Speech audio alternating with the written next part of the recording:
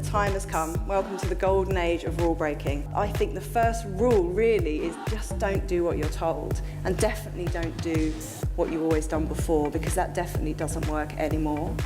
So at Gray, we've introduced recently the idea of a 10% project. This means that every single individual in the building, but also every account in the building, now has to spend 10% of their energy on innovation.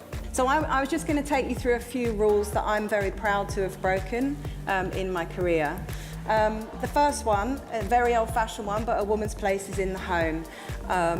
When I got pregnant with my son, who's now 8, I was like, oh, thank God I don't have to work anymore. I can just bake and sew and keep chickens and garden and just fucking flounce around in the garden not wearing any makeup.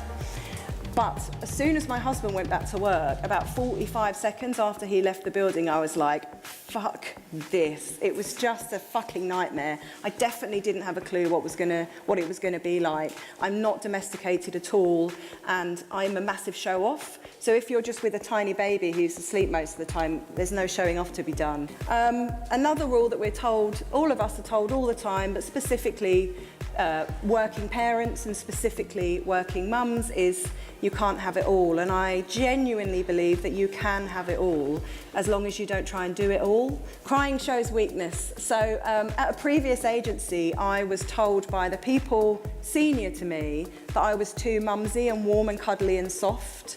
And I was told by the people below me that I was a fucking nightmare, mean dragon.